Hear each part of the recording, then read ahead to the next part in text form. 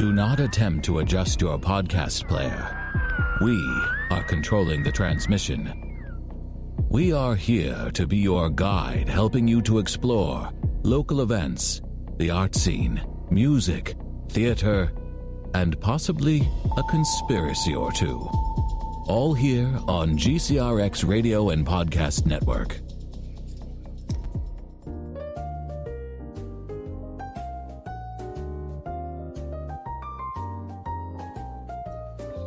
Good evening, everybody, and Happy New Year, Happy New Year. Welcome back to the show. We're coming to you live from Studio B here in downtown Granite City. So I'm your host, Chuck Hill, and with me, as always, is the ever-present Miss Kim Pearson. Hello, hello. Tonight, we've got Julie McKinney from the Old 6 Mile History Museum, and we're going to have Mr. Nick Drago on here also.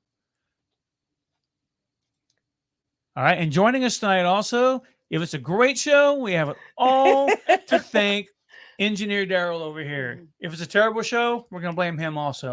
So, Daryl, thank you for joining us tonight. Appreciate you stepping in. No problem, man. No problem. Awesome.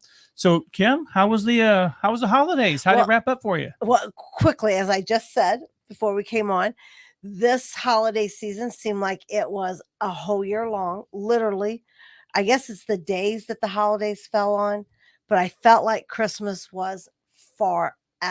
Really? And then New Year's just dragged on. Took that tree down immediately. Thought, stop it, stop the madness. Oh, Grinch. I know, but it just wouldn't stop. And then when everything was put away, I looked outside and it was snowing. And I was like, damn it. It snowed too late. I went and got me no, I did not let that stop me. I went and got a nice big cup of hot chocolate. I sat in my window seat. Couldn't find any Christmas music, sang to myself. We got over that. I complained on Facebook. And so many other people were like, I was sick of Christmas too, and now I miss it. Were you So staring there we out are. the window with little raindrops falling in the window and all by myself playing in the background? Absolutely. I can And totally looking at see the it. street lamp, where you could really see the flakes. And then my son, who happens to work at the park district at night, he's a security, sent me a whole bunch of pictures. And if you saw them on the 62040 of the snow at Wilson Park, they were absolutely fabulous. I did see them. Beautiful pictures.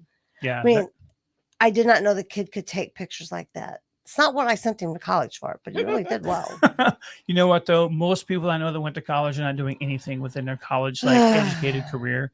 So, but that's a whole other show. Yeah. So, all right. Very cool. How was yours? Mine was great. My Christmas season, I think, officially kicked off.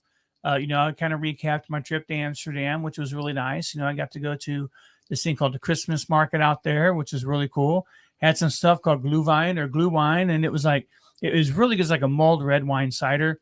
Really good. Just kind of kicked off my Christmas season. So mine was a little bit longer than others, I think, I had a good time though. Christmas was a 3-day event, which I enjoyed every minute of it.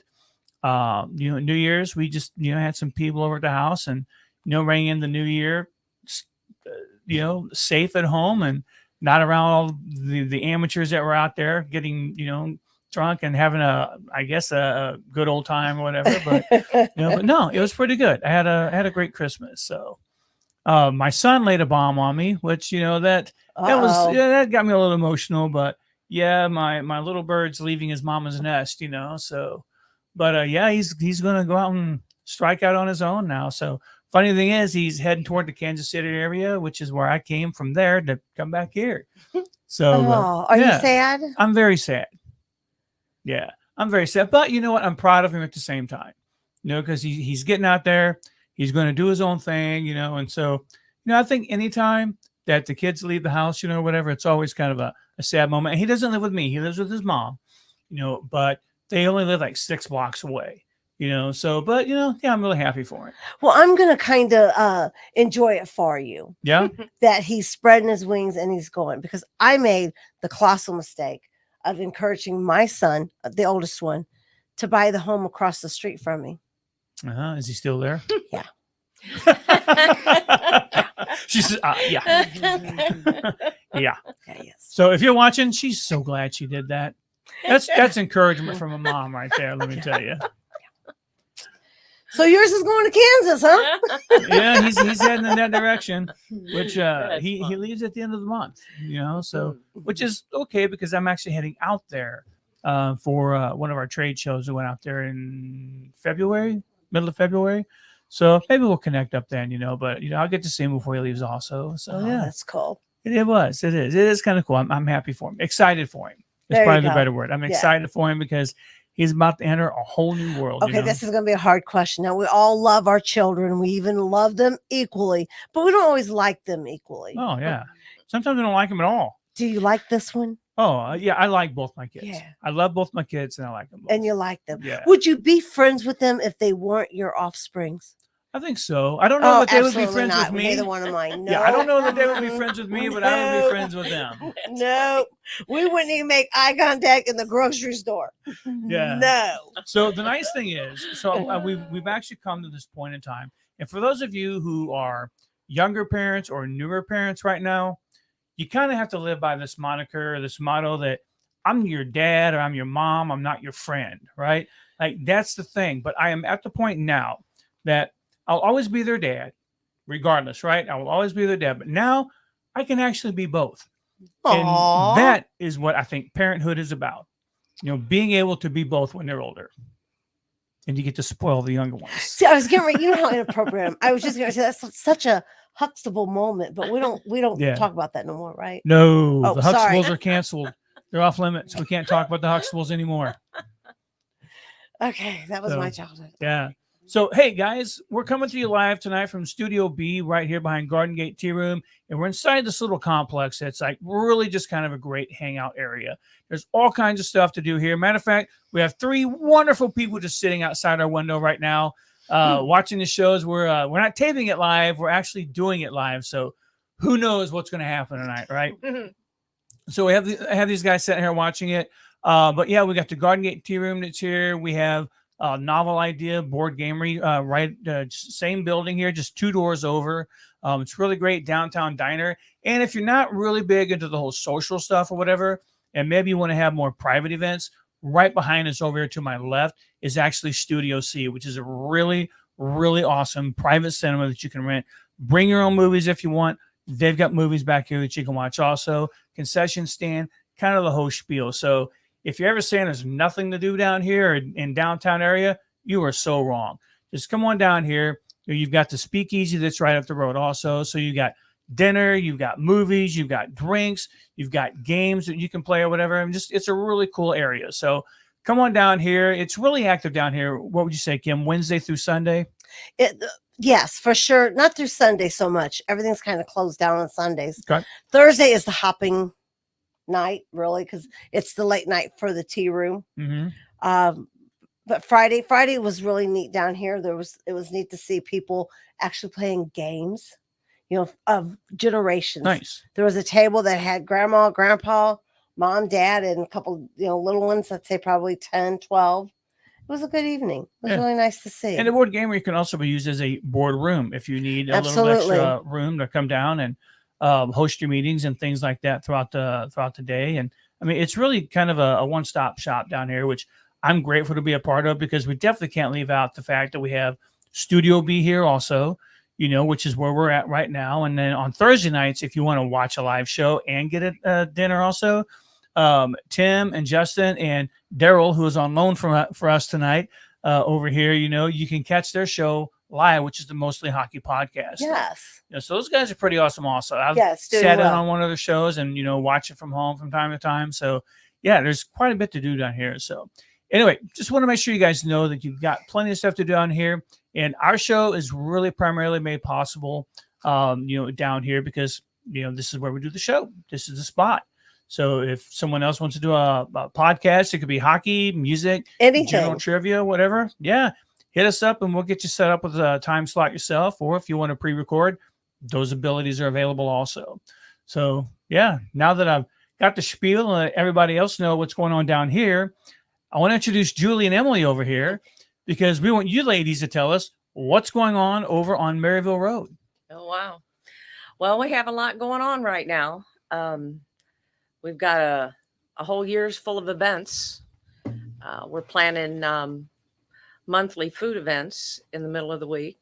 That Thursday, we're picking a Thursday in the middle of the week, serving food from 11 to 6. So They're at the museum? yep, right there in the parking lot. Okay. So if you need lunch, all the way to dinner. Now, is that pick it up. Is that the flyer you're giving me right here? No, the flyer that I gave you right now is our first event that we have coming up this Okay. month. It's the 20th. It's a seed swap. Now, this isn't your regular event. This is an event for garden people, outdoors people that just can't wait to get their hands dirty. Okay. And those people are chomping at the bit right now, flipping through seed catalogs. So what is a seed swap? This is where I have very few limited spaces because it's cold. We're going to do it in the house. And since the house is under renovation, I have 3 rooms that are completely empty that I can put vendors in. And what it is you bring whatever you had from last year's gardening, like seeds, pots, plants. What did you have in the greenhouse? We had a variety of like gardening tools and just different decorations and stuff, things that we were like people could just use their imagination and use in the garden. It was really yard cool. art. Yeah. Okay. Busted shovels, rakes, tools, extra pots, plants. If you're a plant person and you take cuttings from your plants, bring some of those. Bring them down. Okay. And what will you guys do with those down there? Well, the garden has greenhouse, and we don't use it very much right now because we haven't the funds to run it properly for the winter. It's just too expensive. So I have a greenhouse at home. So all of the plants that we had at the garden, I took home, and I've been dividing, propagating, and starting and repotting and repropagating. And now I just have a dining room that looks like a greenhouse. And the 20th, it's going to be setting at the 6 Mile for somebody to love them and take them home. Okay. Oh, cool. Nice. So it'll be, I'm hoping that we could do a house plant. Julie, could you bring your microphone a little closer to you? I think they're having. You can just bring it toward you a little bit. Sure. There we go. Is that better? Is that better? That's better. I think so. So this way we're going to have like a greenhouse that sells houseplants, along with all of the garden products that we have out there. You know, we have all the produce and that, but we plan on selling all your garden needs at the museum this year. But for the seed swap, we really need vendors to take advantage of a $10 table. My gosh, $10. Bring all your stuff and make a couple bucks off of a half a pack of seeds or seeds you bought too many of. Okay. Or twine. You know, I just can't tell you. Go into your garden shed and look around and clean house, and then bring it to us and sell it, and then go home and buy new. Yeah. There you go. Okay. This is what it's for. All of the money is going to go to the house. Like I said, we are so under renovation. And, you know, anytime anybody does renovation, you always get caught with what was behind that wall. Well, sure. So behind our wall was tragedy. Now, you mentioned a couple of times, and we talked a little bit before the show about like the need that you guys have out there, because you guys you're pretty much a self-sufficient organization out there that Yes. you know, you're trying to make things happen, and you really rely on the community to kind of, you know, step in and help you guys be successful over there. What can people do to help you guys just, you know, meet your goals this year and just, you know, continue this historic area that's down there, because there's a lot of Granite City history just inside that house itself. Oh, gosh. Labor. We need skilled craftsmen. You know, it's just like your house. We have plumbing that needs worked on all the time. We have a well. We have a well that can't pump water where we need it. What are we going to do? Somebody needs to help us out there. You know, we've had a lot of fixes and a lot of help, but we've never had a true fix. Yeah. So, you know, things like that. We need people on hand that are knowledgeable in woodworking. We have a lot of carpentry stuff that we need done. Like I said, with the rooms being empty right now, we're trying to get them all back to period time. This is the goal. I mean, it's a period house. Yeah. And if anybody's ever tried to replicate period, it's extremely expensive. Sure. And I cannot tell you how hard it is to find a craftsman to do these kind of detailed things that people are not even going to notice, but I will. Yeah. And people that know this era and period will be glad that they're in here to see these teeny tiny things that are put back to right. Yeah. So, you know, it's our goal. It's a passion, you know. Now, this is volunteer work for you, correct? Strictly. Volunteer. And Emily, you've been a volunteer, I think you said earlier, 10 years. So a lot of people get enjoyment out of, viewing the different things that are located there, being involved in the different vendor fairs and things like that, and the services that you guys are offering the community. But Emily, it seems like if you've been a volunteer there for so long, you're getting enjoyment yourself out of being part of this renovation project and just this whole, educating the townspeople about kind of what goes on there and that. What is it that you enjoy most that just kind of fulfills you as far as being a volunteer goes? Well, I was actually thinking about that on the way here.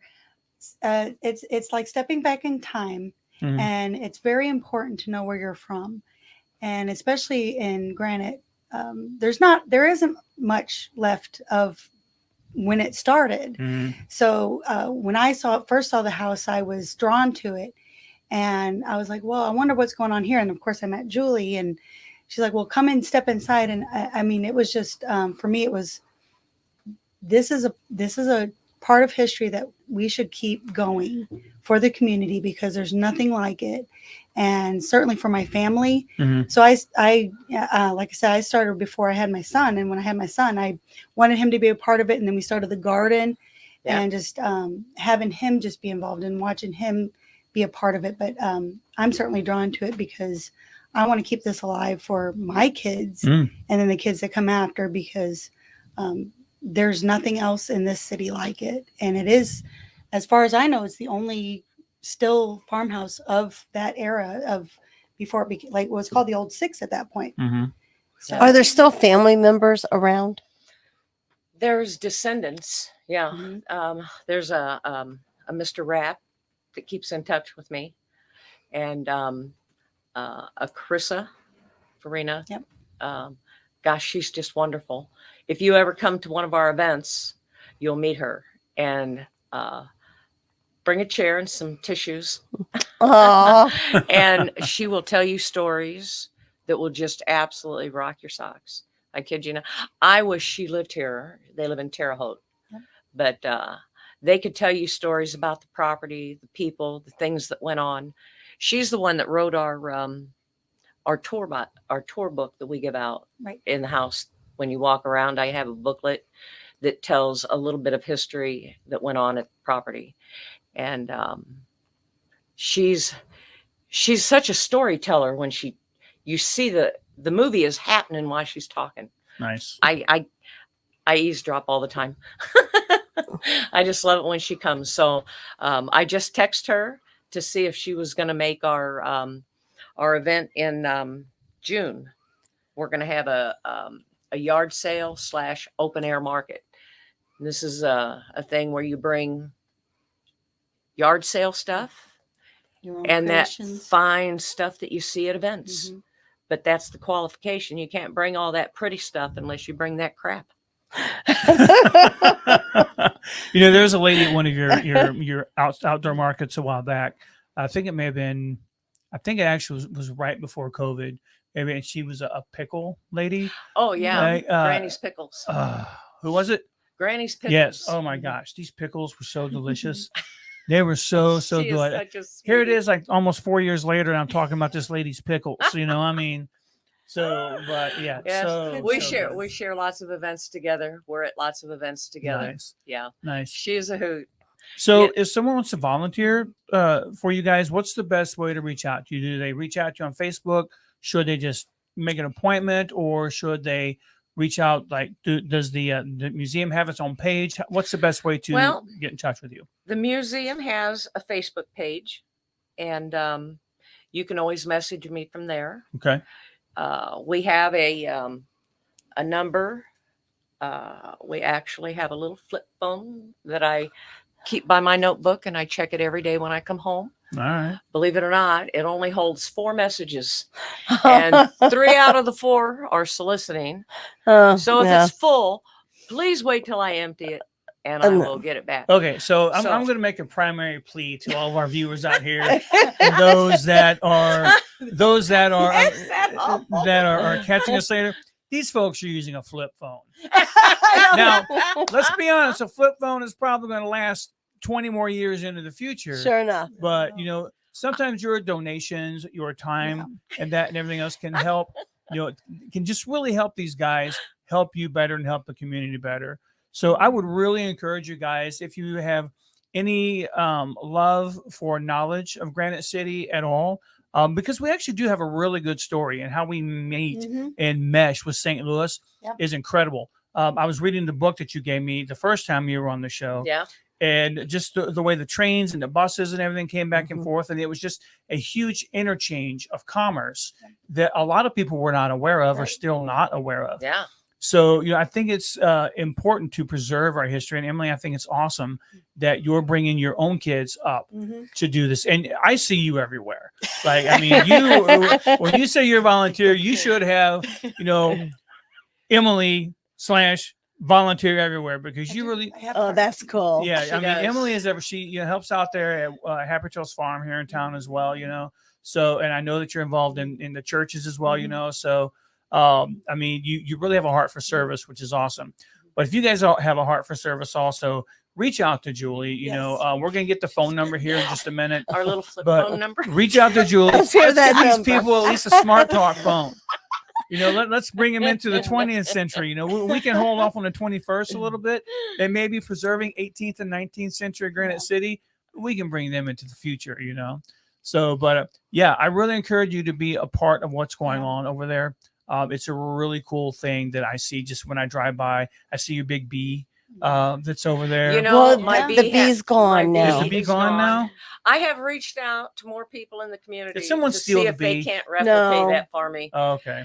Because I bought it at an auction in, oh my gosh, I can't remember what little town it was, but it was a beekeeper from our bee club had passed away. Oh. Mr. Udall. Gosh, I tell you, he was a sweetheart. But anyway, he had this big old bee on his barn. And at the auction, that was the last thing the auctioneer said was, nobody's going to bid on this little bee. And That shot your hand, didn't it? I said, $2. And it was 2 sheets of plywood on hinges that you could fold up.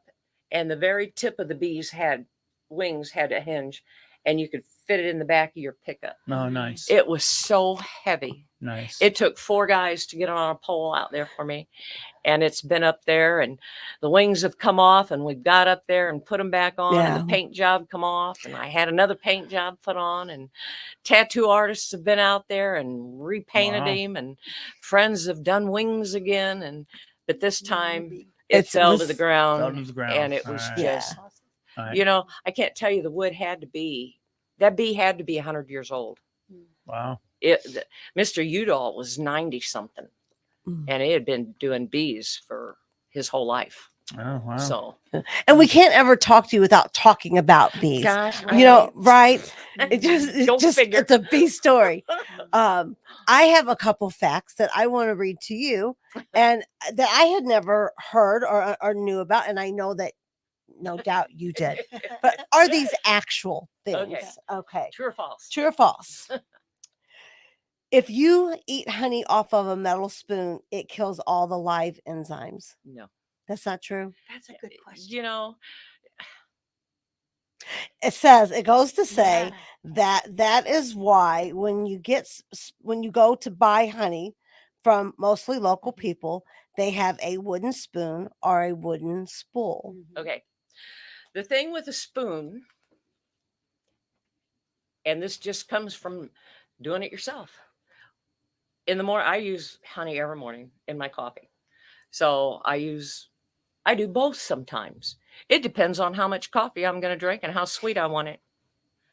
Okay, if you use a spoon and you dip it out of your jar and you put it in your coffee or your tea or whatever, you stir it up, it's all good. Comes off the spoon just fine. So that's not true with the metal There's thing. nothing wrong with it. Okay. If you use the wooden or plastic or whatever dippers with the lines and the grooves, the lines and the grooves were made specifically for honey, so it will never drip. It will never ever drip. On your you there had to spoon- be a reason for that. On your spoon, it will always drip. You can hold honey in that spoon and eventually it'll go over the edge and off. On your wooden, or I have a plastic one. I have them all. If you dip it and bring it out and twirl and twirl and twirl, you'll have a ball. Just twirl and twirl and twirl. And it will never come off of that ever, ever, ever, ever. You can move your spoon and it'll come right off. Whoosh, slip right off. Okay. True or false? Can a spoonful of honey keep a man alive for 24 hours with any no other nutrients, just honey? You know, I did read that. It said that that it actually saved starvation in Africa. I did hear that a spoonful of sugar can help the medicine go down. Yeah. Well, there Well, has to this be is something true. to it, right? Mary Poppins tells you that all the time. Yeah, I thought that was really interesting. That honey has no expiration date. Is No. that true? No, that's why if you go into the store and you turn a bottle of honey over and you see all of these things on the label that tell you there's so much percentage of this, that, and the other, that's not honey. Because there's nothing in honey but honey. Okay. It's pure, natural. It'll never go bad. It'll never spoil. It may crystallize, and crystallizing is just your honey going back to its natural form. Okay. So honeybees only live for 40 days. Is that true? That's true. And during their 40 days, they only produce 1 teaspoon of honey. Yeah. It's sad. Yeah. It's very sad. Oh my gosh, it doesn't seem right, does it? Okay, now tell me, how do you price something like that? Yeah, I have no idea. All right. And then my last one is that honeymoon, the word honeymoon actually comes from the belief that married couples that deal with infertility take spoonfuls of honey. This is an old wives' tale. There's a little bit of science backing it up, several though. books. So yeah, and I thought the last really thing that was pretty neat about it was that that some of the greatest emperors were buried in gold coffins, which you would expect, but they would have their bodies covered in honey to prevent it from decaying. Yep, they do. Lots They still of open. things They still about open honey. Some good news about bees, though. sarcophaguses that are gooey like that, because it never does. I have honey that's 2 years old in buckets. That one of these days I'll get to it. All you do is give it a good hug, warm it up. Well, I thought it was very interesting. Yeah. So from where I got my facts from, it was a little something that was shared today on social media, and it was just a coincidence you were coming, and I had to read it. And then I thought, when I do use honey, and it's your honey, Yeah. I use it because that's how I make my tea, is with a metal spoon. But I'm not going to use that anymore, just in case. I like about Just using in case. the local honey Yeah. because it helps with your immunity and that. And in that allergies Get and area. lots of yeah. calls for that. Yeah. Yeah. There's so many people. I tell you, I had so many good people this past month. I don't know, maybe my posts have reached a few people, but I've had people come to purchase honey while I'm knee deep in dust out there working. And you know yourself when you're busy. It's like, and then you go out and you help them, and there's a nice face. And yes, I do have it. What would you like? And I bring it all out. And people just go on about how they love the fact that it's here. They can come here and get it. They don't have to go to the grocery store. And it's local. And this man just went on and And when he got done, there was an extra $100 in the pot. Oh, Nice. that's So- awesome. Nice. So- I know that last year, I'm pretty sure it was Christmas Eve last year, you helped me out with the jar of honey that I needed. So I mean, it is nice that you can have that Well, that that is little going to be touch my to it. new wedding gift to people. honey. Mhm. Yeah, Oh, you know what? I do Say- boxes of those. it just is. I do the I'm- little bears. Start having babies. Yes, I mean, and I am in the daycare business, so it's a win-win, right? You're Everybody- just Yeah. looking to boost business. You're just looking to boost business. Look at everybody's you. getting honey. Everybody. Yes, indeed. I'm getting We you can do one for that. your wedding. We can do that. Oh, Well, oh, have at it. what now? Sweeten the deal there. Sorry, Have Rebecca. at it. So, Julie, people want to, if they want to help you, what's the phone number they can call you at? Okay, you can get me at the museum flip phone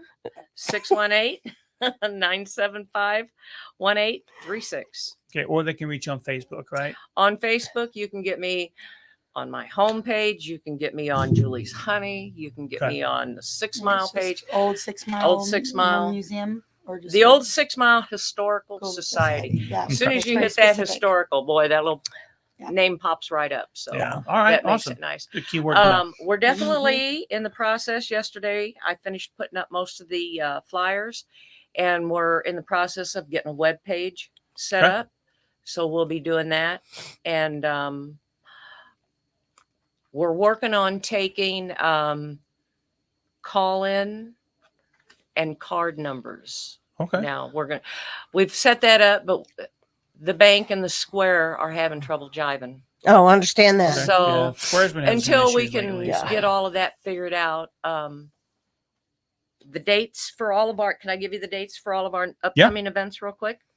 Okay, January 20th is our seed swap. February 24th, we're having a chicken and beer dance at the Moose. Nice. So we're going to be out looking at all of these people in town for donations for our raffles. Okay, Right. Well, So put me you all down hear for a that out photo there. session. we're gonna Oh, right. look We're at gonna you. be down for a Cool. photo session. right. we'll be out soliciting y'all. Okay. Hit the big boxes because the local I know. small businesses are We got nothing. Yeah, I hear you. Mhm. they're just taking a beating. It is. It's terrible. Terrible, terrible. Okay, March 16th is a vendor event. Is that the food one? Yes. Oh, no. That's the one that we changed today. I didn't get it changed on here. So March 16th, we're going to do a vendor event at the Moose. So I'm going to be looking for vendors to fill the Moose on Maryville Road. Okay. Great. So all my vendor buddies from over here at the Melting Pot and Call. around, give me a holler. Okay. Vendor opportunity. Awesome. I have a room upstairs called the Traveler's Room that is in desperate need of repair once I put everything else together. So that'll be our next big fix up there. The Traveler's Room. If you haven't seen it, Take a look, huh? you Yeah. got it. All right. All right. April 18th, we have a barbecue food event. That's on the Thursdays. May 16th, another barbecue. June 8th, we're going to have a yard sale, open air market. So give me a call for that. We're needing vendors. June 18th, we're going to have another barbecue event in the parking lot. And August 15th, we'll have one. September 21st, we have our fall festival. That's the big one where Mandy brings out the ponies and Okay. Sherry brings her band and her dad, and they sing, and All right. Awesome. it's just a big old good time. And we're probably going to be cooking. I'm thinking they're wanting to do chicken and dumplings. I'm not sure. Okay. Is this Sherry as in the picking and licking? Yeah. What? Okay. Could we get any more country here? Picking and licking. Bringing out daddy to sing. This is a country song. It's writing itself, Julie. It is. It's just writing It itself. is. Somebody put this down for me, Riley. This is going on a sign on the stand. Gonna have a barbecue. October 17th, we are doing chicken and dumplings. And then December 14th, we're going to do an open house. All right. Now, you know, the house itself, like I said, is under repair. And I've been out and I posted a lot of posts for this. If anybody's ever done remodeling or repairs in a house and you're doing the whole thing at one time, where do you put all of your stuff so that you can absolutely get a job done without running into furniture? Okay. So I'm out there looking for somebody to donate something on wheels that I can park in the back of my property to store everything that I can sort. Okay. Something like maybe A a pod. pod. I've already Okay. checked on Okay. that price. And I got to tell you what, I had a gentleman donate a $500 bill for that. But you know what? That's only going to give me a month. Yeah, they're not cheap for sure. Okay. And So, all it's right, going to be, well- It sounds like you guys definitely have a lot of So, needs yeah. out there, and I think the community can really do a lot to help you guys out for sure. So again, let's get that number again real quick so they can reach out to you. Oh goodness. You read that one. Okay. Emily's going to read it to you this time. My eyes aren't that much better. 618-975-1836. All right, All right. 975-1836. So guys, reach out to Julie. Or if you see Emily in one of her other volunteer positions, say, hey, you know what? I want to come out there and help. I will take know, you so- to it.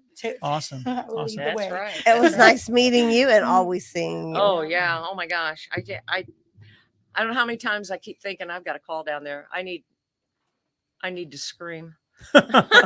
Well, don't scream too loud, but but if you do, hopefully the volunteers and the people that just have a heart for the city will help you guys out. Mhm. And I want to thank you guys so much for being down here this evening and just Thank you. sharing your need, because if no one knows there's a need, then no one's going to volunteer right. for a need. So That's what they tell me. yeah, So, definitely thank you for doing that. Thanks for having us. Yep. Yeah, absolutely. And like I said, if anybody wants to volunteer, get hold of me. You see that little red Jeep of mine out there? All Or right. you can behind reach the out to doors. us and in the metro also, and I'll Yeah. get you over to Julie or That's Emily, right. and we can get you guys taken care of. Perfect. And I appreciate that. Thank you so much. You're welcome. Thanks, ladies. All right. Appreciate it. Well, that was a lot about honey. Yeah, honey, and like Yeah. the history here. So yeah. Well, that was fun. Okay. Yeah. So storage unit, I tell you, I have looked everywhere. It is unreal how expensive something like that is. So I'm needing something for maybe 3 months. Okay. All right. All right. very Nice cool. meeting you, lady. I Yeah. appreciate Bye now. it. You guys take care. It's not snowing out there, is it? It was kind of doing a little bit of both earlier, like snow and rainbow. I didn't bring my So- boots. Have you been to the museum yourself? Many times. Okay. Many times over the years. It is a pretty cool place. It is. It is. They also, I'm not sure. I meant to ask her this when she was here, but they're also they have in the past done like a murder mystery dinner. Yeah, which those That are went fun over to pretty do. well. Yeah, They did that So- last year.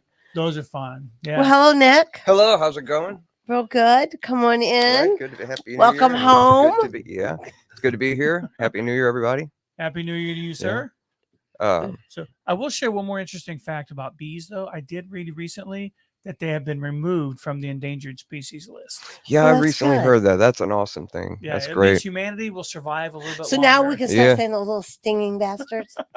No, sorry. I No. bought some of No? her honey Okay. and put it in some stockings this year. The little ones with the little wooden thing. The thing that you were just talking. I heard it. yes. Yeah. I heard some of the things you were talking about. We must have read the same article. I Yeah, I read just something saw it about today. that thing. My girlfriend's sick, and I gave her some of that honey. I said it's local honey. It'll be good for you. I'm like, don't put it on a metal spoon. Yeah, I'm never doing that again. Yeah, Something I'm not else doing it is just what in case, also- like you said. Yeah. Yeah. Something else that people will do is they'll buy pollen. Like I had a choir director when I was out in Seattle. She would actually take a tablespoon of bee pollen that would help her local, that would help her allergies and that also. Hmm. So Wow, yeah, man, that's a hell of a light. is it pretty bright on you today? I'm not. I should have brought my sunglasses. Oh, that would have been whatever. so cool. In Well, fact. Well, whatever. Nick, we did that tonight because you're about to shed the light on some Oh, I don't know. pretty cool news tonight. I looked into a little bit what you were talking about. It's not so much news, but it's something that is relevant, and because UFOs and aliens and stuff like that, and government is always in the news. Yeah.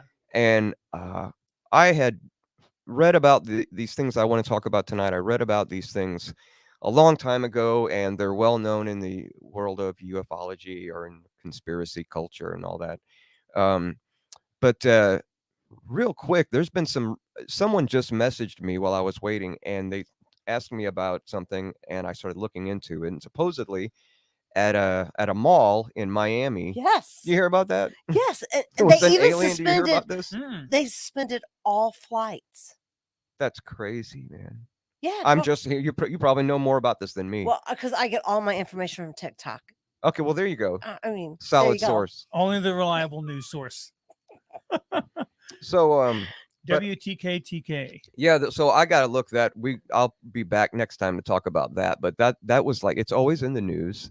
You know what I mean? And there's some weird stuff going on with these airplanes. You know what I mean? We talked about it before. The woman, she was like, that guy back there is not real. Yes. Remember that? Yeah. Okay, now They let me kicked tell off you the something. plane over it, right? But something really strange about that video. She says that, and not one person in that video looks back to see who she's talking about or what she's talking about. They just look at her. Makes me think it was staged, the whole thing, really. And that it's a psyop, and like big time government psyop. Like they want you to think something's going on.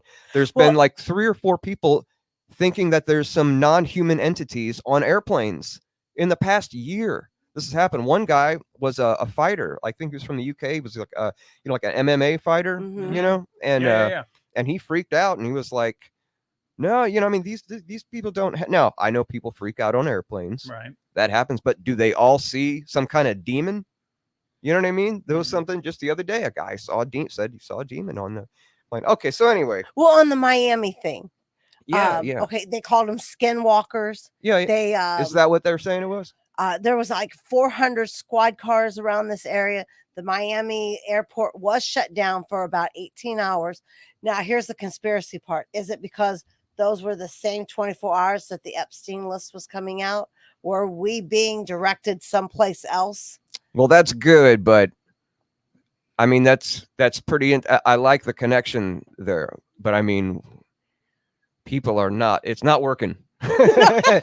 People are into that list. They're gonna find out. They don't care what's. They want to know what's on that list, right? But it was at the exact same time. I don't think it's was it really? Yeah. I don't think it's a coincidence. I mean, I'm not, as much as I would like to know who is on that list. This time it just kind of slipped by me. Like it wasn't anything that was on my radar or anything like that. I saw a couple memes about it. I was like, what's this about? But now that you mentioned the Miami thing, and I don't believe that coincidences like that exist. I always believe that there's misdirection going on, whatever, because there are no bones about it. There are some very powerful names on that list, both foreign and domestic. And I believe it would be economy stopping if we had every name on. I think that as far as the Epstein list goes, they can't, for the sake of humanity at this particular moment, they can't release the names on that list, because I believe that the world economy would collapse. Yeah.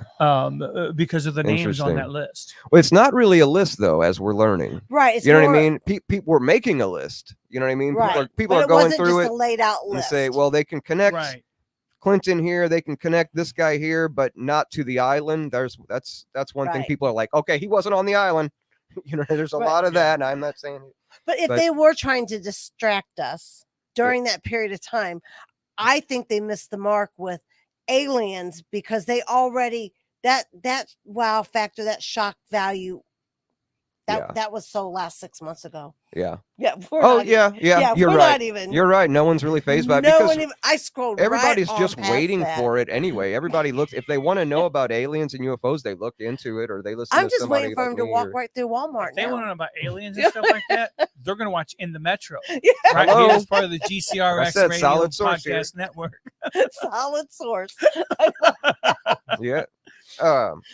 So you were talking a little bit about underground bunkers. I was talking about, before I jump into that, because I always try to I'm like, what am I doing on this show? Like, you have people that are relevant in our community and stuff, and then here I come in here and talk about, you have aldermen and things, like people coming in here, police and whatever, and I come in here and talk about like 9/11 didn't happen, and so, I mean, And here you've actually, got an alderman almost convinced. yeah. That's why you're on the show, to broaden minds. There we go. To broaden minds. And to be honest, Nick, I love it when you're on the show because you bring a lot of information that other people aren't aware of. Yeah. Like, just having you on the show, you're a good personal friend of mine. I don't have you on the show just because we're buddies or something like that. Like, I believe that you bring relevant information to the show. I think you really get people thinking. You've gotten Kim thinking, you get me thinking, and you open up so many other people who watch your show I hope that so. they're just like, wow, I didn't see things that way before, or they're good to have that information. Honestly, the most positive comments I get about the show are when you were on. No, really? Yeah, Yeah. I'm that's not great. like blowing smoke up your ass or anything like that. I mean, that's the truth. People really enjoy having you on because they're getting fed. You Mhm. know, they're getting, good information and researched information. You Okay, know, yeah. so if Well, you ever, cool, man.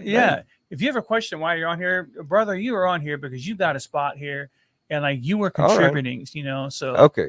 Well, let's dive into it then. Okay. So to get into this, I got to talk about like the Soviets for a second. Like, and you won't fall asleep or anything. But so in the 60s, our intelligence, our spies that were spying on the Soviets, they found out that the Soviets had a psychic. They were training people to be psychic, and they were like, like their intelligence. You know what I mean? Mhm, yeah. They were looking into that, and they were trying to weaponize that ability. Okay, that like what's ESP, extrasensory perception, it's really called. You know what I mean? So our intel realized that they kept putting money into this project, the Russians. So then our intel said, our people thought, well, there must be something to it. And there was. So we started our own, and it was called Project Stargate. And we developed something. I don't know if we developed this, but we practiced something, and we trained these people in remote viewing. It's called remote viewing, and we've mentioned it on the show before. Does And this have anything to do with astral projection or anything like that, or people? I do believe I know a little Okay. bit about. So yeah, basically what you do with remote viewing is you focus your concentration on something. Mhm. The way they would do this, I'll give you an example. They would sit the man down. You know what I mean? The viewer, the seer, and they would give him coordinates. Like somewhere in Earth, and he would concentrate on it, and then he would say, I see water, I see green grass, you know what I mean, or I see a blue house, whatever, that kind of thing. And sometimes to test it, they would give him coordinates of something they knew of, you know what I mean, like their house, you know what I mean, or someone's house, someone's lake house, or whatever like that, and they would get it. Yeah, You know what I just if mean? they're And jerking around or something. yeah, and they would be Yeah. like, I mean, like they would get it so much, like I see a shelf. I see bottles on a shelf. You know what I mean? A drawer. I see in the drawer there's, a red Bible or whatever. I'm just like, it got really detailed. So Precise, yeah. so it worked. Okay. So they had this man, Pat Price, and he was really good. He really put out a lot of results, the positive results. And one day he was looking at something, and it was a mountain. They told him, they gave him these coordinates of a place that they had all this mysterious activity at, UFO sightings and all kinds of weird stuff going on. So they wanted to see what he could see. And he's looking there, and he's saying, okay, I see, a mountain, and I see, dirt, and I see this. And then he goes, I'm seeing something under the surface. I got under the surface. And he's seeing like equipment. You know what I mean? Computers and all kinds of stuff like that. And then he starts to see the people that are operating, and they're not human. You know what I mean? They're like skeletal figures with big heads, big eyes. You know what I mean? And then he's like describing this, and like, I don't know what I'm seeing. And then he sees human beings working with these creatures. Like alongside them, not being experiment. yeah, like, hand me the scalpel, that kind of, not, you know what I'm saying, working alongside. And he said, and this man, Pat Price, he said, I think I'm seeing something I'm not supposed to see. That night, Pat Price, or he went back to his hotel. Someone bumped into him. He started feeling a sharp pain. The next morning, he woke up nauseous, went to the hospital, and died. Oh man. His Oh. wife was not notified of his death until after they cremated him. How about that? That's insane. It's hard to learn. It's hard to find a lot about Pat Price. It was. And then the other day, I saw like History Channel, History Channel put something out on Pat Price, not only on Pat Price, but about what I was just talking about. Mm-hmm. And I was like, why is this on History? Because History is basically, if the government doesn't want you to know about it, it's not going to be on the History Channel. Yeah. You know what I mean? So, so I wanted to bring up another time where there was someone that came forward and saw an underground base with these creatures, and this was a little more intense. This man's name was Philip Schneider, and he was an engineer, and he worked at the Dulce in Dulce, New Mexico. At this, it was an underground base, and he worked building these bases, like digging the big tunnels out, you know what I mean, and making the bases. And he was working at the base one day, and there was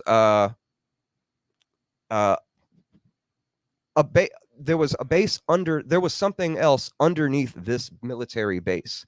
It was a secret military base, and under this base was something else going on.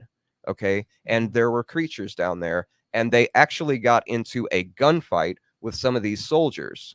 Okay, this is what this Phil Schneider alleged.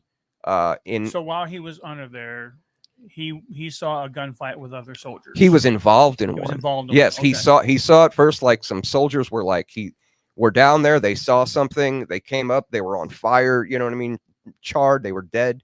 They died. You know, and then then reinforcements went down there. He went down there, engaged in a gunfight with them. But they had, of course, the humans had guns, but these creatures had this other kind of weaponry that he described.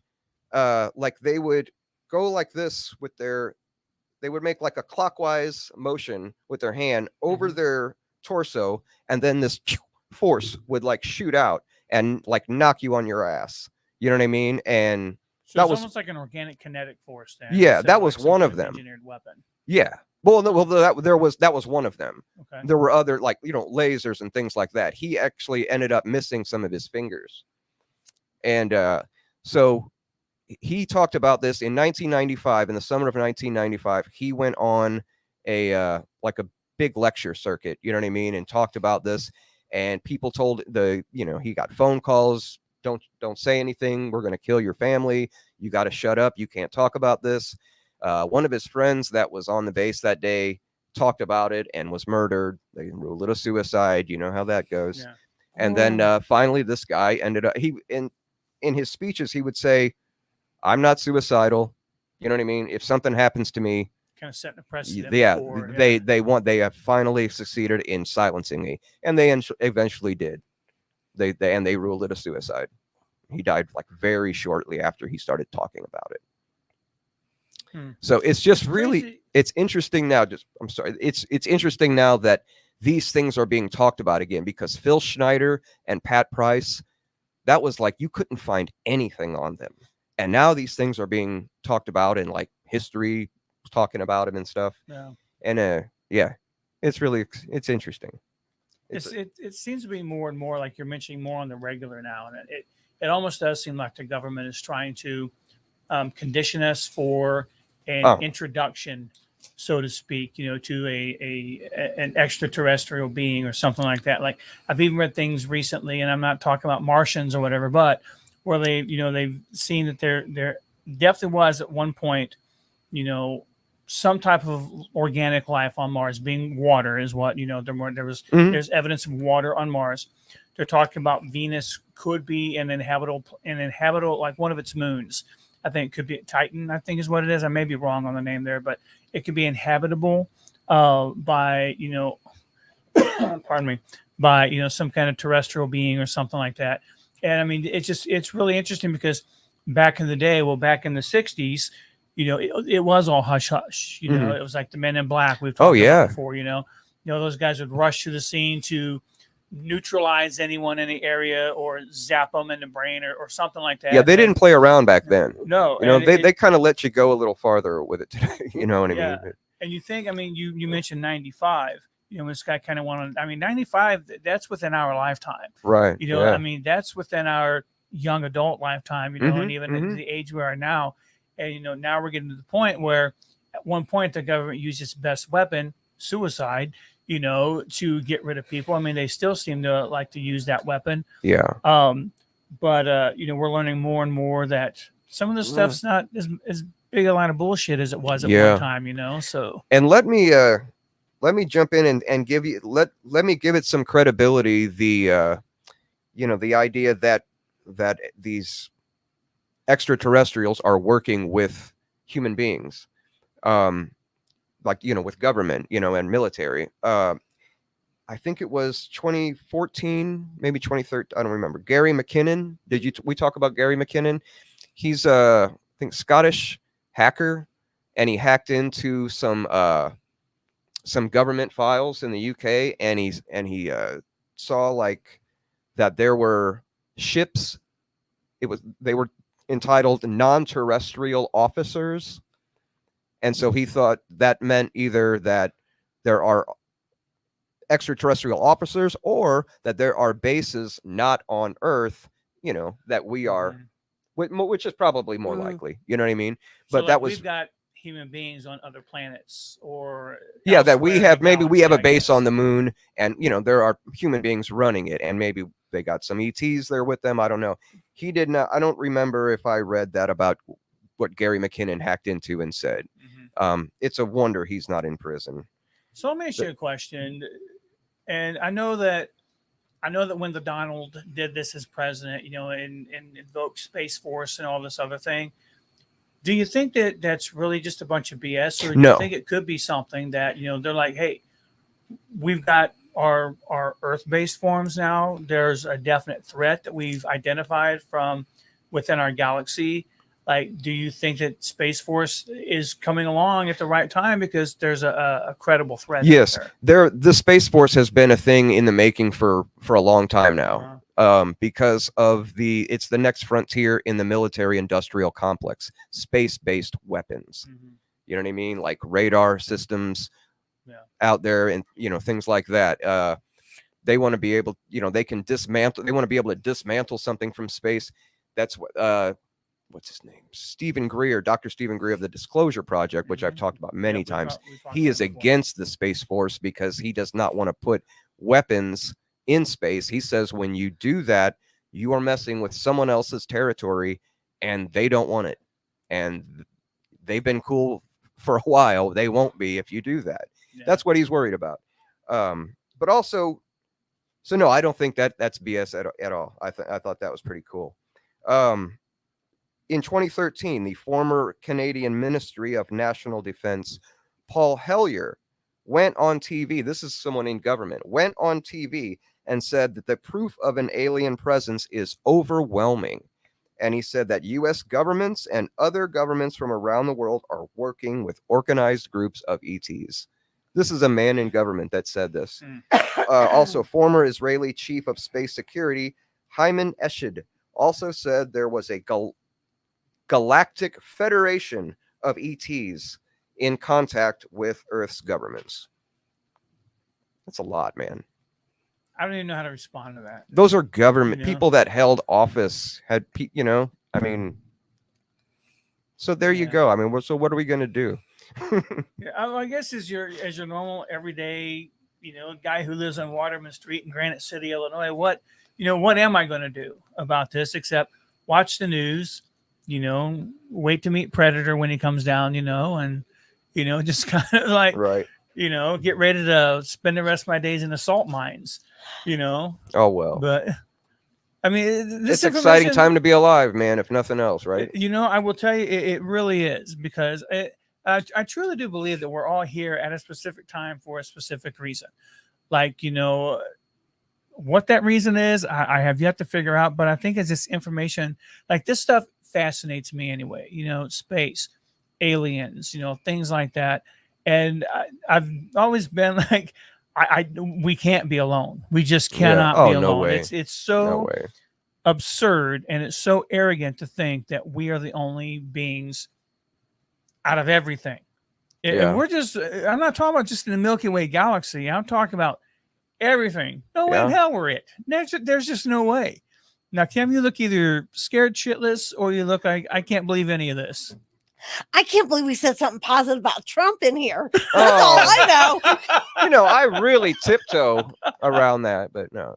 I mean, no, I thought that was really cool. Yeah. I like the design of it and everything. The Space Force. Well, see, so many people made fun of it. Like, when it came out, everyone's like, Yeah. "Oh, Trump's really, an idiot." No, this Trump was and it was like, I'm just saying. Well, I mean, it makes sense to me to be the next wave of defense. You know, whether it's a global defense or whether it is just us saying, "All right, look, world, you do what you want to do out there.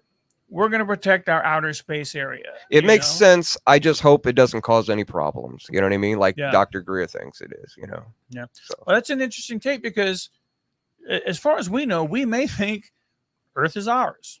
Hey, it's our planet.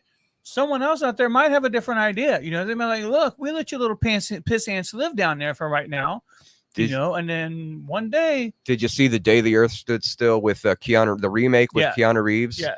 Kathy Bates, she's the president, and she tells him, "Why have you come to our planet?" And Keanu, he's the alien. He looks, he goes, "Your planet." That's great. Best part of the movie. I love that. Your planet. Yeah. So no, that was a good movie. So what do you think, Kim? I don't know. Like, we've got information now about it's not just that we think that, I guess we can call them ETs without, lawsuits or something like that, because technically they are extraterrestrials. And Steven Spielberg, he can just stay at home and I need to know what their enjoy our show. currency is. What's that? I need to know what their currency is. Their currency? Yeah. It's always about money with you, isn't it? I'm sorry. I think I just think they all know what they all just work. They're like bees. They're like bees. They all just do their part. Maybe money's not you know what I mean? to them. Yeah. Oh, that can't be. They're above it. It's beyond rewards and stuff. Even bees deal in her currency. It's just a teaspoon of honey. I just heard this quote. I remember this quote the other day, and I'm just going to say it. Achievement is its own reward. Pride obscures it. Mm-hmm. Not That's good? Great. Yeah, that is really good. And I thought about that with the bees. Yeah. The bees, they're not looking for, they're just doing their part. Nope, I'm going to be alive, 72 hours or something like that? A teaspoon of honey. 40 days. A teaspoon of honey and stuff like that. And that's all they give us. That's it. That's interesting. Yeah, it must be nice to kind of touch on it a little bit. It must be nice because, I don't think I'm a prideful man or something like that. I am financially focused probably more than I should be, but it must be nice to know that your achievement that you were placed here to do, that you're on the earth to accomplish, is enough.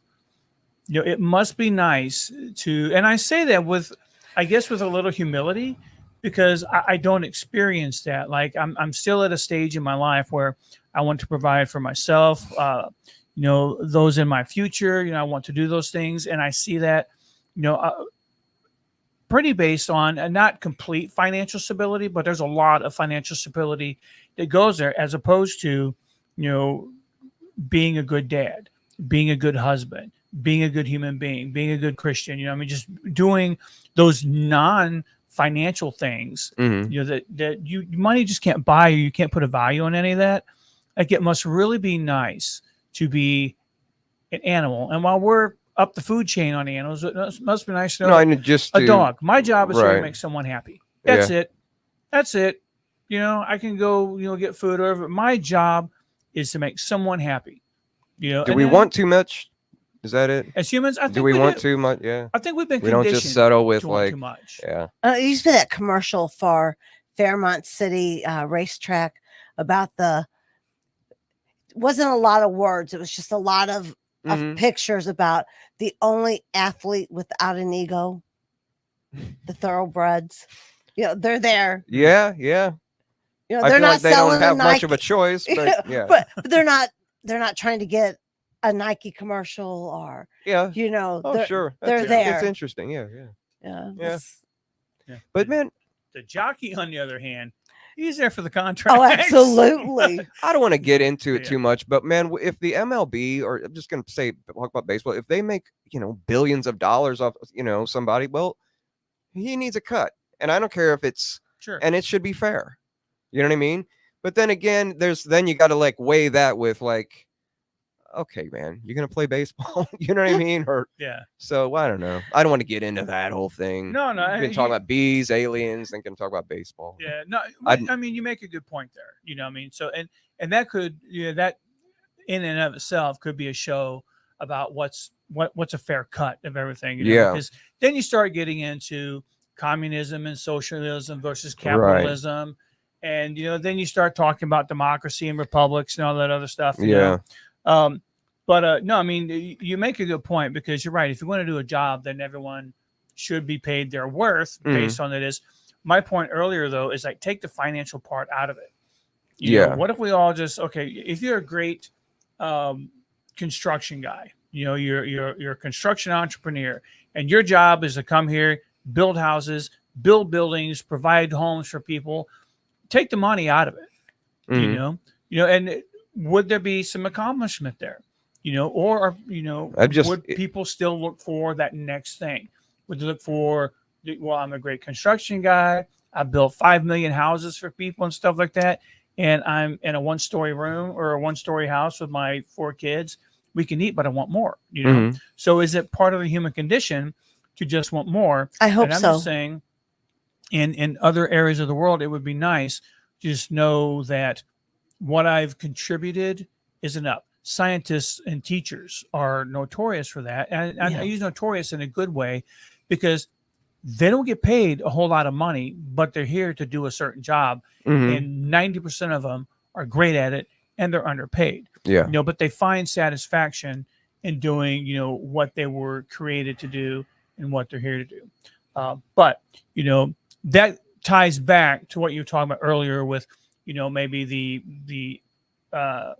the advancement of other alien life forms and other world economies that are out there, and just world civilizations. That's the word, not economies, world civilizations that are out there. Evolved into that, maybe. Yeah. They've evolved into that, where they're like worker bees. Yeah. And if they're here on Earth, they're doing it to, maybe they're here to do it for the betterment of humankind here on this planet. Yeah. We don't know. Or maybe they're just trying to, integrate at certain intervals of time, because we are definitely coming into a time where the media is taking it more seriously. Like, used to, Farmer John saw shining lights, and, now, I won't get vulgar here, but, now it's cows that got holes in their stomachs, ha, ha, ha, where now it's like, hey, these guys actually found something over here. Now the government's saying they found something. Yeah, it's different in the culture of UFO, in the subject of ufology. It's different because they didn't do. They say, yeah, we looked into it, nothing there. Now they're actually saying now there's something there, and we don't know what it is, and we're looking at it. That's an even and that is thing. huge. Yeah, that is huge for them to say that. Yeah, that's even more scary for someone to say, okay, yeah, we know there's something out there. Arguably, there has been disclosure at an official level, but they just don't know. They're not telling us what it is, and I think they do know. Yeah. The whole, just to end it, like the whole Tic Tac video. I've realized I don't believe that that's an alien thing. I believe it's all hoax. That's not hoax.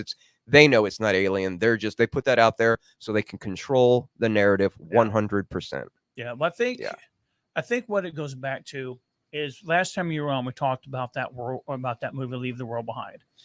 I think it goes back to that we're slowly learning the truth. We're slowly learning more and more. The government is slowly giving us more information. And I've always been curious about this with ex-presidents, because with the Obamas being involved in that production, and the director saying some of the stuff that the former president told me scared the hell out of me. He used different language, but it's like scared the hell out of me. And it's like, so that tells me that if the former president is divulging information that he probably shouldn't be divulging, let's say the past 40 presidents or something like that, would have ever divulged. Maybe the government is getting to a point now that, okay, we're not just tempering people for this. We're not just, what's the word I'm looking for? Conditioning. We're not just conditioning people for this, but we're going to put a little meat behind it now. Right. I don't know many ex-presidents that get involved in movie making for this particular reason. Yeah. And did you look up that book, the James Patterson book with Bill Clinton? Oh, yeah, I did. I just don't. Gosh, it was right after that. The president is missing. I did look at that. Yeah, I didn't. It started way back. What Obama did with this movie, Clinton way back. Really? It's worth the read. I I'll promise read you will not be disappointed. You took the time to read that. Yeah. We've got a comment on here that someone's posted. Unfortunately, we're not sure who it is because it just says Facebook user on there. But Daryl, go ahead and put up on the screen. It's about teachers. Teachers are not underpaid. They have best retirement payments than when they work 9 months a year. Okay. Someone said just saying, I'm not sure who posted that. That's kind of a horseshit comment, though. I'll say, because I know too many people and too many teachers that are underpaid. Everybody's underpaid, I think. Yeah, too many teachers that take their work home with them. They've got to take money out of their pockets, and they've got to buy their own school supplies and things like that. So, I mean, I appreciate the comment for sure. I just don't agree with it because I think that there are some teachers that are paid higher level, but I know there are more teachers that are underpaid with the job that they do and the dedication that they make and things like that. Because let's be honest, most of the time, and this is a sad state of affairs. I get it. And I'm going to piss some people off here, but in a lot of ways, teachers are raising your kids. Oh, absolutely. Because, you have to go to work. We all have to go to work, but I disagree with the comment about teachers being, overpaid or anything like that. I really don't think that they are by any stretch of the imagination. Thank you for the comment, though. I definitely appreciate it. Yeah, so I do want to make sure everyone knows that you can submit. Thank you for the comment, but it's horseshit. Yes, is that what we're going to sum that right up?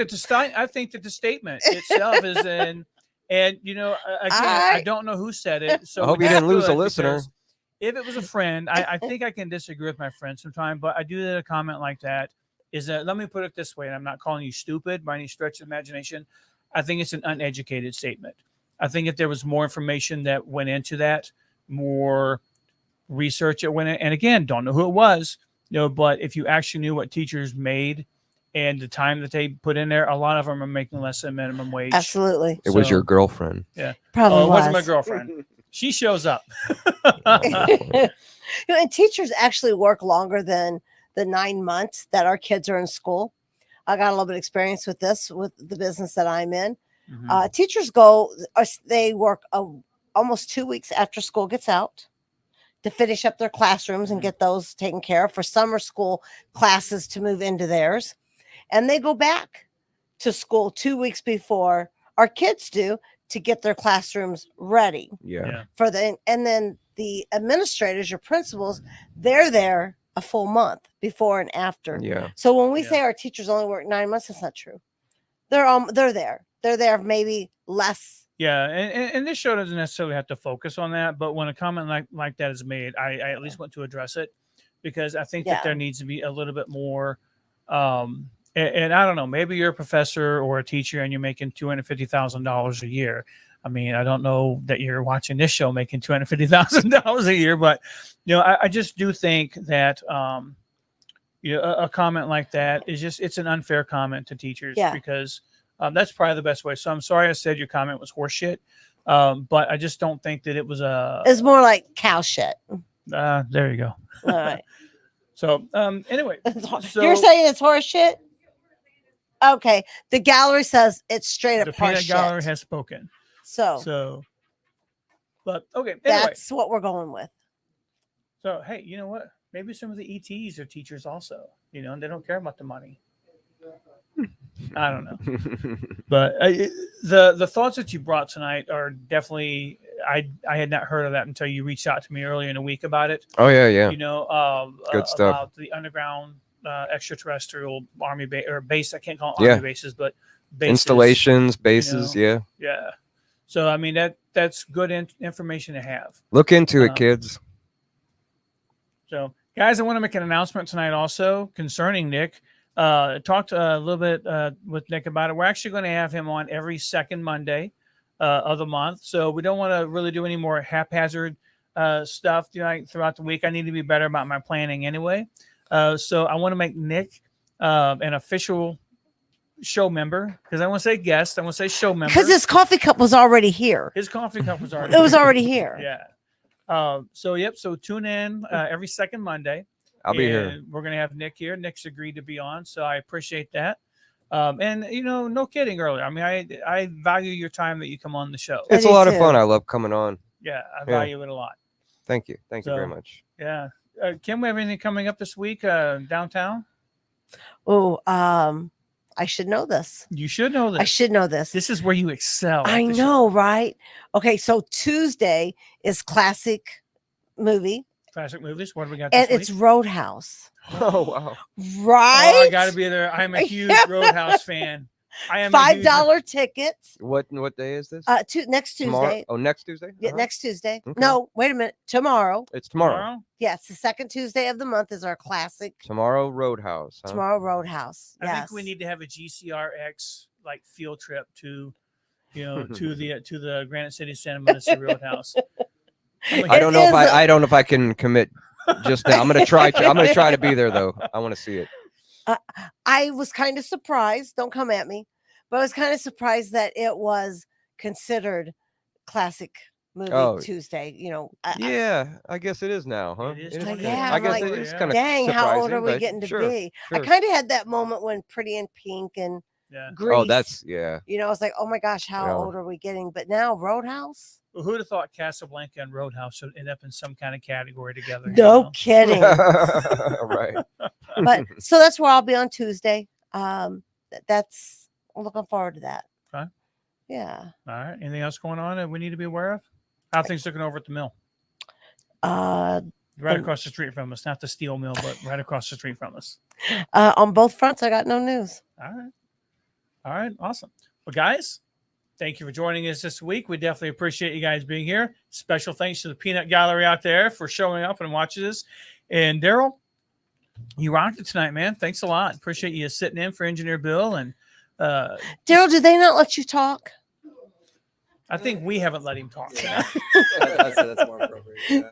Okay, because we're expecting Bill. He just jumps in. He's got his own thing to say. I'm like, we gotta watch out for Daryl. I don't think they're letting him talk. Yeah. And so you guys know. Do you know about Roadhouse? Nah. You don't know about Roadhouse? Nope. Hold on a second. How old are you? It's a good 16. bad movie. 16? 16. Yeah. Okay. Oh. Okay. I don't know We'll give you a pass on that, I guess. Okay. But yeah, folks. So join us again next Monday. I got a few things in the works for the show, and we'll talk about them, I think, throughout the week. Okay. I'll give a little bit of a teaser, So I do want to put it out there that the guys from Mostly Hockey on Thursday nights are killing it with their podcast. Yes, they are. So, and Daryl's a big part of that. Tim and Justin are big parts of that, So, and I love sharing studio time with them.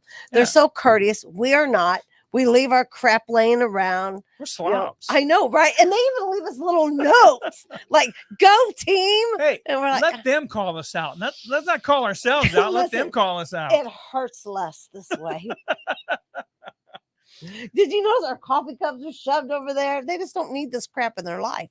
They don't. They're organized. It's very true. I don't know. We'll do better.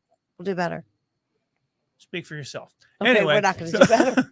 But no, check those guys out on Thursday nights. And like I said, it's the Mostly Hockey podcast. So it's not all hockey, but those guys are really bringing it home.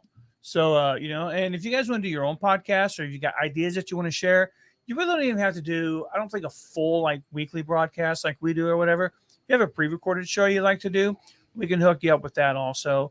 Again, check us out. Message us either in the Metro. You can message us at GCRX on Facebook, even the 6040 page if that's where you're catching us at. I will tell you guys that tonight is the last night you're going to catch it on my personal Facebook page. So if you are watching on my personal Facebook page, kick on over to In the Metro or 62040 or the GCRX page and catch us there. And you'll be able to catch it every Monday. So you're still mad at Mark a little? I was never unmad Okay, Mark. at Mark. Yeah, there was never a little We're bit. I'm just good. trying to figure out my transition at this point. Okay. This is step one. You know, All this right. is kind of step one about it. So, and again, Nick, are you buzzing out? Yeah, I gotta go. I'm sorry, folks. Oh yeah, no worries. Thank you very much. All right, know, thank for- you all for coming in. See you next time. All Bye, right. Nick. So yeah, and remember, like we talked about at the beginning of the show, you know, the downtown area is really kind of starting to come up a little bit. You know, there's a lot more that's going on down here, more that you can do. You've got the cinema, you've got the speakeasy, you've got Camaro's Pizza, you've got the downtown diner, which I actually failed to mention earlier. But downtown diner is also, you know, something that you can do if you like kind of retro dining, if you like, you know, hot dogs, hamburgers. I mean, they have more than that also. So check that out. Not to mention the Level Up game, Level Up Arcade is down here. Yeah, we need to get Sarah in here. Yeah, that'd be great. She's got a lot of good ideas, a lot of fun family things. I haven't been in there yet, but tell me a little bit about it. Have you been in there? I have been in there a couple times. I have not gamed, if Okay. that's the right word. We're talking stand-up arcades here. Yes, We're talking and the PS5s ski, or what? I think she's got everything. Okay. The ski ball, which would be what I would want to do. Do you remember Galaxy Arcade? You know, I never really played with that stuff. No. No, Donkey Kong and Frogger, and then it was like my attention No, span. Galaxy Arcade. It's where it's where. Oh, where the old pizza Goodwill place. used to Yeah, be, no. How Yeah. old are you, child? Oh, I'm 50. I forget about that. I know. I was here when Galaxy was around. Huh? Yeah, no, I didn't hang out there. Yeah, Galaxy, like arcades like that went the way of the mall before the malls went the ways of the mall, and it was just. I was shopping for my future husband. I'm sure you were. He wasn't at the arcade. Yeah, you weren't looking at you weren't looking at arcades. He was not in the arcade. He was more likely to be catching a cold one down at the corner bar, right? That's exactly where I met him. Nice. Yes. Nice. Yeah, absolutely. Kim trolling for hotties. Yeah. Awesome. Pensions, hotties, we don't care. Whatever it was. Hey, you know, it's all okay. It was all now. attractive. All right, guys. Thanks for joining us this week. It's been a great time. Missed you guys these last couple of weeks. And hoping to see you guys again next week, Monday, 7:15, right here at Studio B.